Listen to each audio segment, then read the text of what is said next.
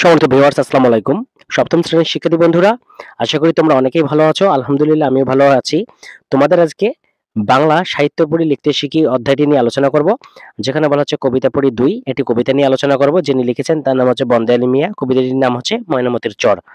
তো শিক্ষার্থী বন্ধুরা, এর সমাধানটাও করে দিয়েছি ইনশাআল্লাহ। আশা করি ভিডিওটি শেষ অবধি দেখবা এবং নতুন হয়ে থাকলে অবশ্যই চ্যানেলটি সাবস্ক্রাইব করবা। সেই সঙ্গে বেল বাটনটি অন করে দিবা। দেখো, আগে প্রথমত আমরা একটু লেখক সম্পর্কে জেনে নেই। যিনি কবিতাটা রচনা করেছেন বন্দে আলী মিয়া জন্মগ্রহণ করেন ১৯০৬ সালে এবং মৃত্যুবরণ করেন ১৯৭৯ সালে।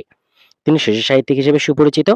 তার বিখ্যাত বইগুলোর মধ্যে রয়েছে ময়নামতির চর, কুচবরণ কন্যা, শিয়াল পণ্ডিতের পাঠশালা এই বিষয়গুলো। কবিতায় পল্লী প্রকৃতির বর্ণনায় তিনি নিপুণতার পরিচয় দিয়েছেন। তো শিক্ষার্থী বন্ধুরা, চলো আমরা তার একটি কবিতা আমরা অর্থ সহকারে একটু বোঝার চেষ্টা করি। দেখো, এখানে বলা হচ্ছে ময়নামতির চর বন্দে আলী মিয়া।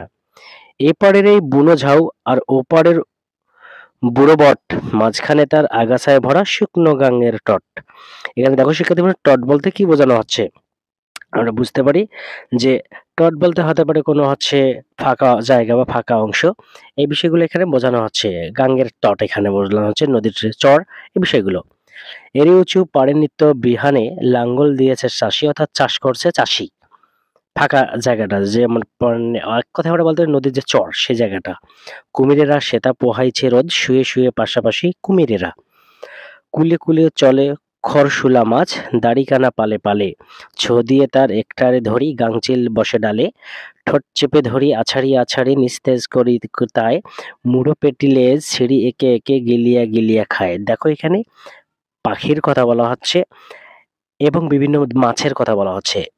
যে মাছগুলো হচ্ছে অল্প পানিতে সাঁতার কাটতেছে এবং বিভিন্ন ধরনের পাখি, বিশেষ করে গাংচিল পাখি, সেগুলোকে ধরে ধরে ঠোঁটে করে নিয়ে আছাড় দিয়ে নিস্তেজ করে এরপর হচ্ছে খাচ্ছে। তো এই বিষয়গুলো বলা হচ্ছে শিক্ষার্থী বন্ধুরা। তো চলো, কবিতার আরো অংশ আছে, আমরা সেটুকু পড়ে নিই এবং সমাধান করে দিয়েছি, আগেই বলেছি শিক্ষার্থী বন্ধুরা। দেখো, এরপর বলা হচ্ছে এরই কিছু দূরে একপাল গরু বিচরিছে খেতা সেতা, মানে এদিক সেদিকে গরুগুলো বাঁধার আছে এবং সেগুলো হচ্ছে বিভিন্ন ধরনের ঘাস খাচ্ছে। শিঙে মাটি মাখা দড়ি ছিঁড়ি ষাঁড় চলেছে স্বাধীর চেতা, অর্থাৎ দড়ি ছিঁড়ে ষাঁড় একলা একলা ছুটে চলতেছে।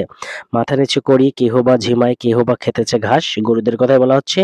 শুয়ে শুয়ে কেহ জবর কটিয়া কটিয়া এখানে কাটিয়া ছাড়িতেছে নিঃশ্বাস।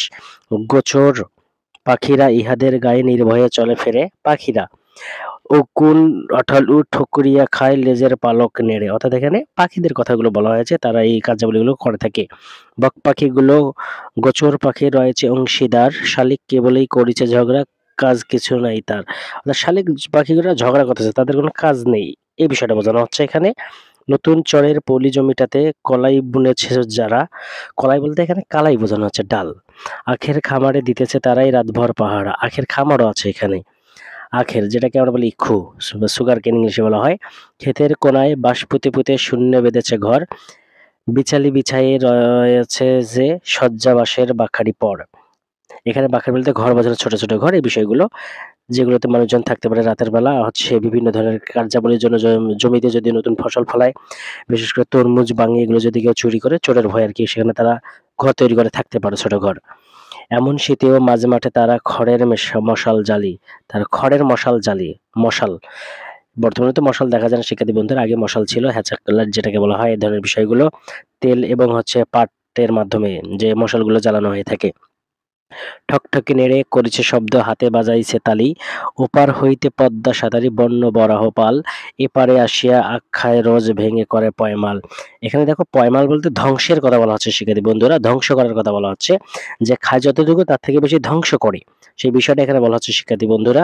দেখো, এখানে কিছু শব্দের অর্থ আছে, শব্দের অর্থগুলো তোমরা পড়তে পারবা, এখানে আমি বলতে যাচ্ছি না, তোমরা দেখতেই পাচ্ছ শব্দের অর্থগুলো। আমি সময় নষ্ট করতে চাচ্ছি না, যেহেতু আমি সমাধান করে দিব। চলো আমরা এখন সমাধানের দিকে চলে যাই শিক্ষার্থী বন্ধুরা। দেখো, এখানে বলা হচ্ছে বুঝে লিখি। ময়নামতির চর কবিতাটি পড়ে কি বুঝতে পারলে তার নিচে লেখো।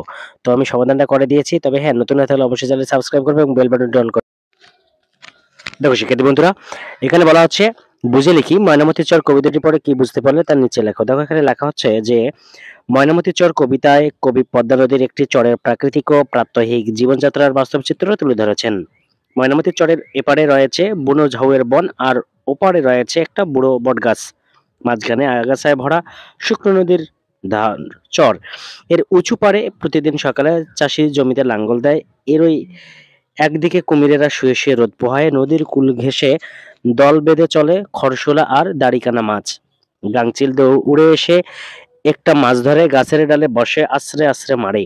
তারপর মাছের মুড়ো পেট লেজ ছিঁড়ে গিলে গিলে খায়। কিছুটা দূরে এক পাল গরু চড়ে বেরোয়। একটা ষাঁড় দড়ি ছিঁড়ে শিঙে মাটি মেখে ছুটে চলে। গরুগুলোর কোনোটি ঝিমায়, কোনোটি জাবর কাটে, কোনোটি ঘাস খায়। গোচর পাখিরা গরুর গায়ে বসে উকুন ধরে, আঠালো পোকা টুকরে টুকরে খায়। বক পাখিও এদের সঙ্গী হয়, আর শালিক পাখি কিচিরমিচির করে ঝগড়া করে।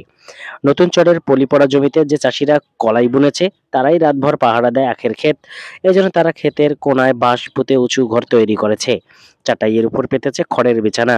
এমন শীতেও তারা খড়ের মশাল জ্বালিয়ে চকমকি পাথর নেড়ে ও হাততালি বাজিয়ে শব্দ করে, কারণ ওপার থেকে পদ্মা নদী সাঁতরে শূকরের পাল এপারে এসে আখ খায় আর ভেঙে নষ্ট করে।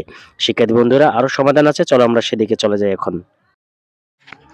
দেখো, এখানে বলা হচ্ছে জীবনের সঙ্গে সম্পর্ক খুঁজি। ময়নামতির চর কবিতাটির সাথে তোমার জীবনের বা চারপাশের কোনো মিল খুঁজে পাও কিনা, কিংবা কোনো সম্পর্ক খুঁজে পাও কিনা তা নিচে লেখো। তো শিক্ষার্থী বন্ধুরা, আমি এটারও সমাধান করে দিয়েছি, চলো আমি সেদিকে চলে যাই। এবং অবশ্যই নতুন হয়ে থাকলে চ্যানেল সাবস্ক্রাইব করবো এবং বেশি বেশি করে ভিডিওগুলো শেয়ার করবো শিক্ষার্থী বন্ধুরা। দেখো শিক্ষার্থী বন্ধুরা, জীবনের সঙ্গে সম্পর্ক খুঁজি, ময়নামতির চর কবিতাটির সাথে তোমার জীবনের বা চারপাশের কোনো মিল খুঁজে পাও কিনা, কিংবা কোনো সম্পর্ক খুঁজে পাও কিনা তা নিচে লেখো। দেখো এখানে আমি লিখে দিয়েছি নমুনা উত্তর: ময়নামতি চর কবিতার বর্ণনার সাথে আমার জীবনের বা চারপাশের পরিবেশের তেমন কোনো মিল খুঁজে পাই না। তবে কবিতার সাথে যেসব সামান্য একটু সম্পর্ক খুঁজে পাই সেগুলো হচ্ছে: কুয়াকাটা সমুদ্র তটে ঝাউবন দেখেছি, ঝাউ গাছ আমার পছন্দ, বুনো ঝাউ গাছ দেখিনি, ঝাউবনের সরু পথে হেঁটে আনন্দ পেয়েছি, বাতাসে ঝাউবনের ঝিরঝির শব্দ আকর্ষণীয় করেছে। খতে বলতে পারি বেশ কিছুটা জায়গা জুড়ে ডালপালা ছড়িয়ে থাকা বড় বটগাছ দেখেছি গ্রামের বাজার এবং এগুলোর নিচে কিছুটা সময় কাটিয়েছি। কুমির দেখেছি চিড়িয়াখানায়, কিন্তু রোদ পোহানো এরকম অবস্থায় আমি দেখিনি কুমির। তবে কিছুটা দেখে ভয় লেগেছে কুমিরগুলোকে। মাছরাঙা পাখির মাছ ধরতে ও খেতে দেখেছি গ্রামের পাশ দিয়ে বয়ে যাওয়া খালে, দেখে আনন্দ পেয়েছি। গরু চড়তে দেখেছি গ্রামের মাঠের পাশে, গরুগুলো ঘুরে ঘুরে ঘাস খাচ্ছিল, ধরতে যায়নি গুঁতো দেওয়ার ভয়ে বা গুঁতো খাওয়ার ভয়ে। সেক্ষেত্রে বন্ধুরা, এই ছিল তোমাদের সাথে আলোচনার বিষয়। নতুন হয়ে থাকলে চ্যানেলটি সাবস্ক্রাইব করবা এবং বেল বাটনটি অন করে দিবা।